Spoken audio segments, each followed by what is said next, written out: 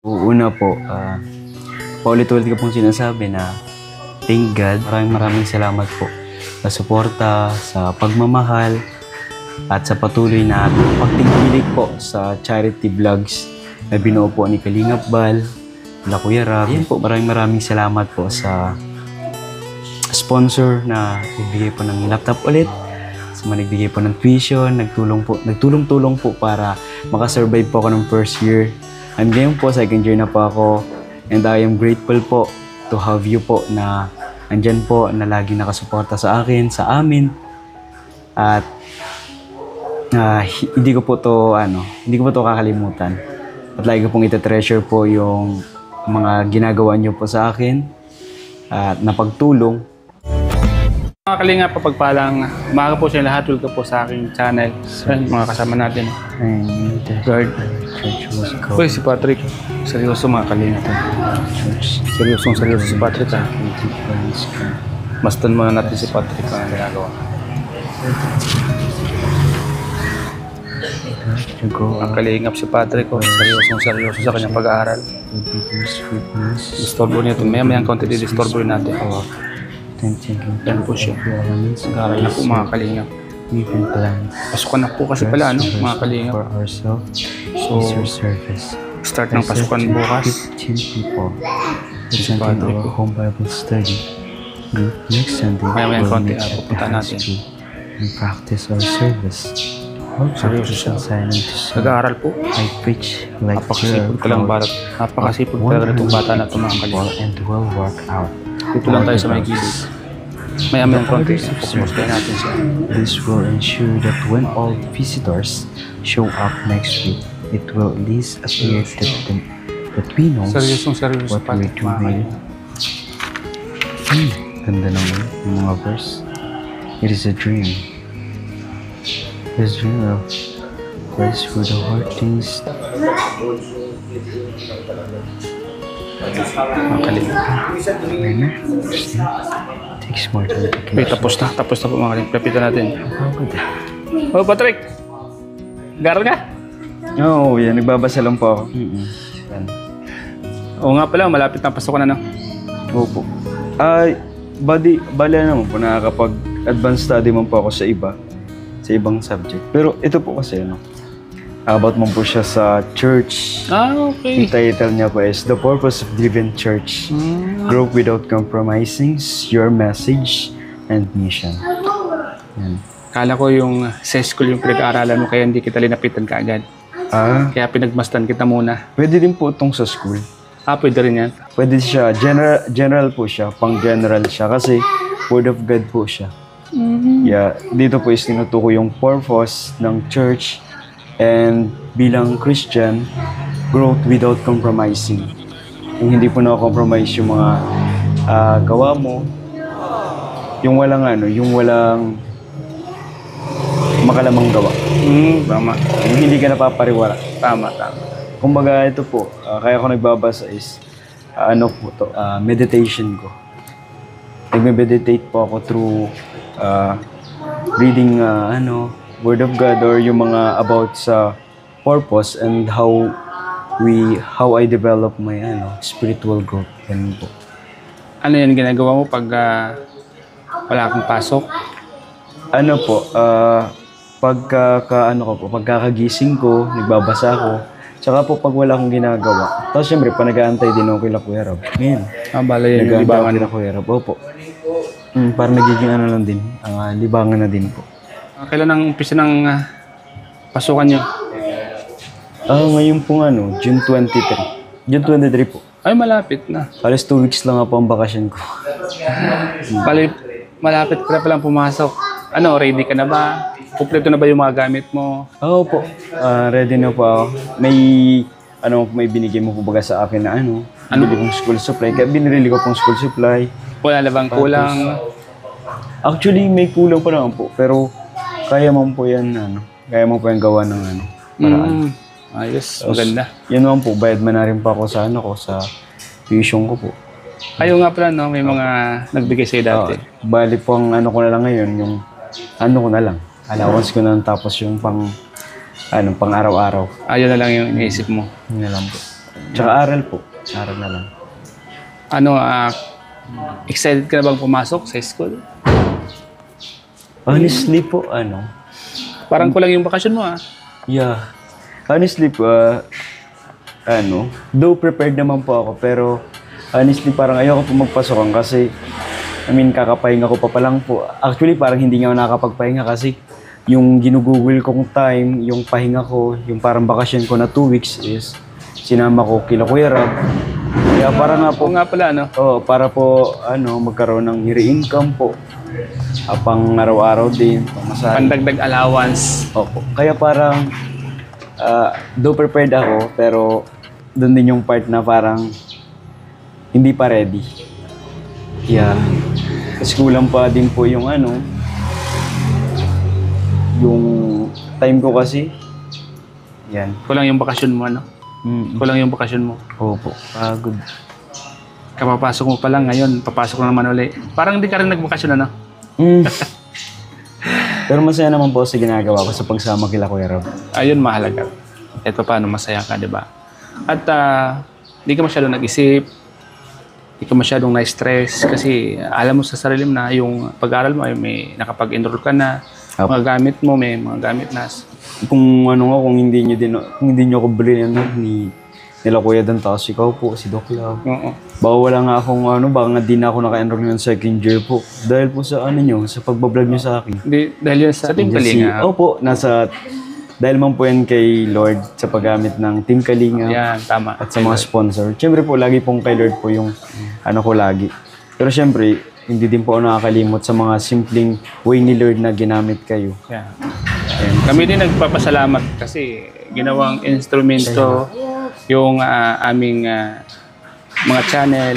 Okay naman siguro yung para kahit paano ay yung vlog namin ay makita ng mga kababayan natin. Nakakaluwag, di ba? At matulungan ka. Ano yung mga paghahanda mo ngayon na pasukan na? Yun po, unang-una po siyempre, nagbabasa po tayo ng Word of God. Kasi po, as a Christian po, dapat po hindi po natin pinapabayaan yung spiritual life natin. Kasi the more na na-expose po tayo sa maraming tao, sa atmosphere na makalaman, like may mga po tayo kaklase na medyo hindi maayos.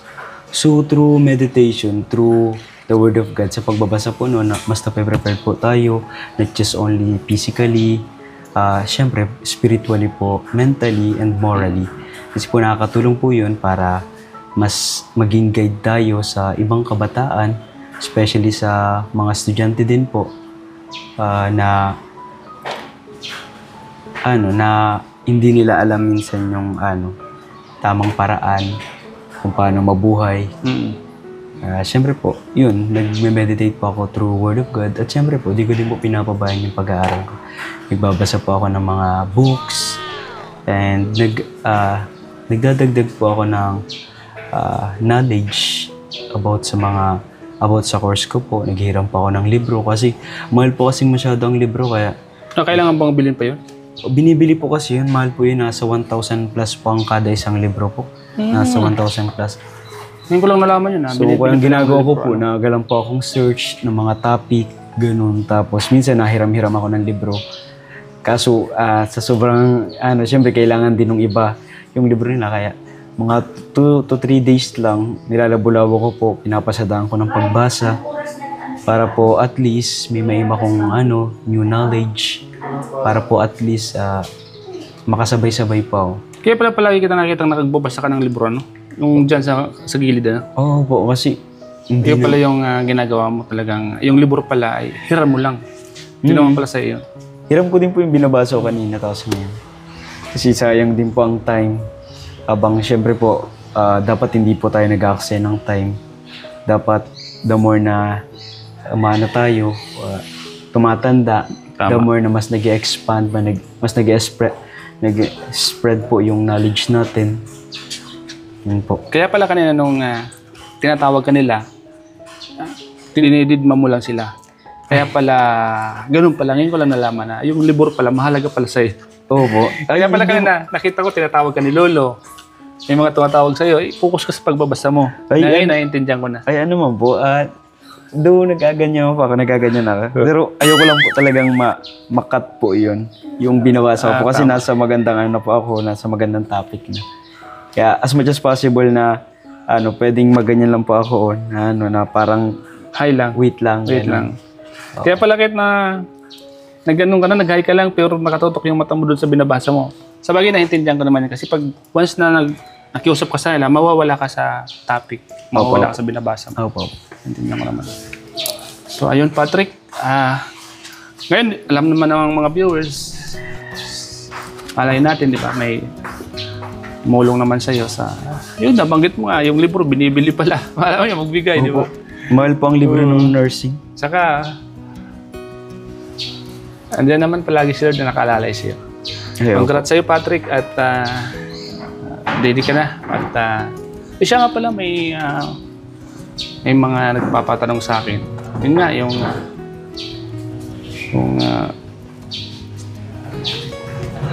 table chair, office chair, tapos may lagayan mo ng laptop.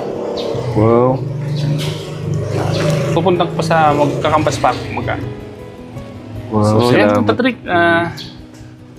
Pwede mong pasalamatan palagi yung mga nagtutulong sa iyo. Ito, Yan. baka nanonood sila sa vlog ko ng ito.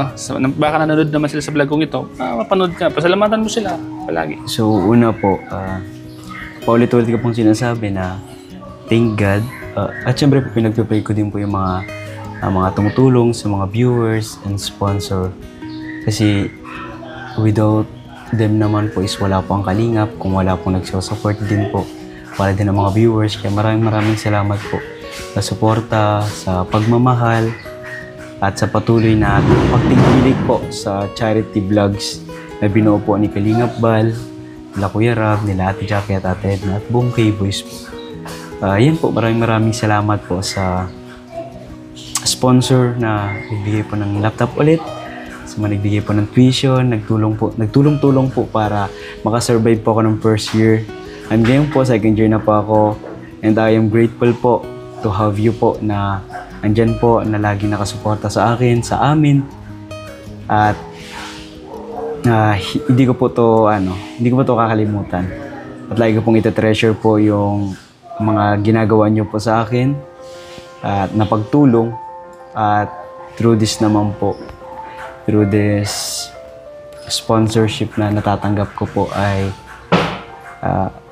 I believe naman po na magkakaroon po ng better outcome po at better impact sa aking sarili po, especially sa aking pamilya, sa aking mga kaibigan, sa aking mga relatives, at sa Team Kalinga po. Yan, maraming salamat po ulit. Ingat po kayo palagi, and God bless you. Salamat din Kuya Starox po sa patuloy po sa akin na pag-vlog po na nakakatulong po sa akin para magkaroon po ako ng mga exposure when it comes to social media, kasi po isa po itong paraan para mas ma-discover po ako ng iba pa pong sponsor po at iba pa pong viewers. Actually po, binabasa ko po lahat ng mga comments pag napapadpad po ako sa bawat channel po, Gala Pastor, at natutuwa po ako. Doon may mga basher po siya. May mga basher po, pero dinadadma ko lang. Doon nakakapag-contribute po pala siya para mas mabuild po yung patient ko. Nakaka-contribute din po ang basher, pero ini-ignore ko po yung part na parang ma-discourage ako sa ginagawa ko.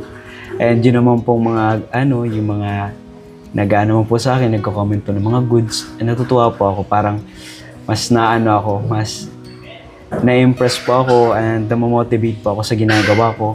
Nakakatulong po sa akin para ipagpatuloy ko po yung pagbablog at siyempre po pagsama-sama po sa inyo. Yan, maraming salamat po. Yun. Yan. Salamat, Patrick, sa time na to. At pinaunlakan mo ulit yung vlog ko sa'yo. Opo. Salamat po, mga kalingap. At ingat ka palagi, Patrick. Opo kayo. Ingat ka palagi. At good luck sa pag-aaral mo at second year ka na. At ingat ka palagi sa lahat ng ginagawa mo. Siyempre, salamat po. Siyempre, una sa Lord.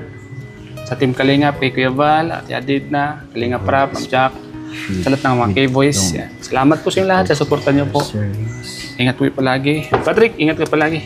Apo. Ingat din po. God bless you po.